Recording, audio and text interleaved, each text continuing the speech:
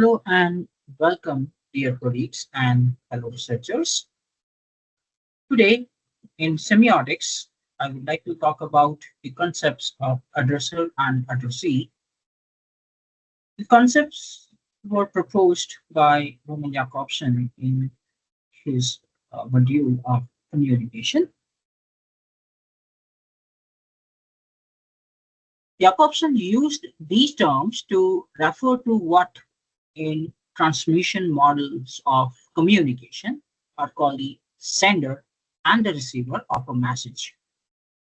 Other commentators have used them to refer more specifically to constructions of these two roles within the text. So that addresser refers to an authorial persona, while addressee refers to an ideal reader.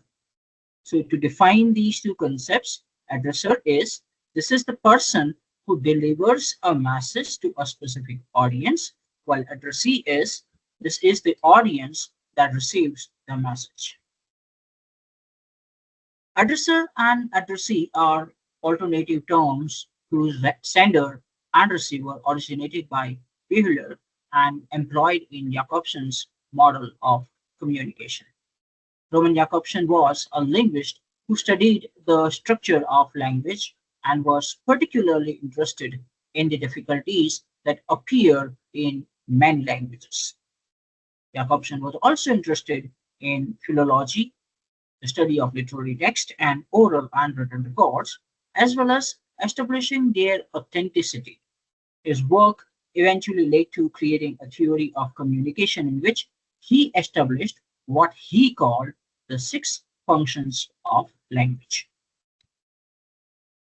In Jakobson's theory, there are six factors that are required for communication. Two factors out of these six are addresser and addressee. So here, addresser is the person who delivers a message to a specific audience. Addressee, this is the audience that receives the message. Must consist of at least one person, but could include many people. The concepts of addresser and addressee describe the roles of the participants in a communicative act. The addresser is the sender or speaker who initiates the communication. This is the person or entity producing the message with the intent to convey meaningful emotion or information. In Jakobson's model, the addresser's role is tied to the emotive function of language, where the focus is on expressing the sender's feelings, attitudes, or intentions. For example, in a statement, I'm so excited, the addresser conveys their emotional state. The addressee is the recipient or intended audience of the message. This is the person or group for whom the communication is directed. The addressee's role corresponds to the cognitive function, also called the persuasive or appellative function, where the message aims to influence, persuade, or elicit a response from the recipient.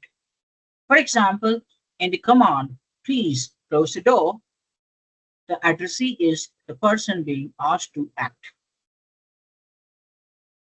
The addresser and addressee are central to the communicative process as they represent the source and target of the message, respectively. Effective communication depends on the alignment of their intentions, the clarity of the message, and shared understanding of the code and context. Hobson's framework highlights how communication is not just about transmitting information, but involves dynamic roles and purposes, with the addresser and addressee shaping the interaction's meaning and effect. For example, in a conversation where someone says, I need your help with the subject, the addresser is the speaker expressing a need, that is an emotive function, and the addressee is the listener being asked to respond or act, that is the cognitive function.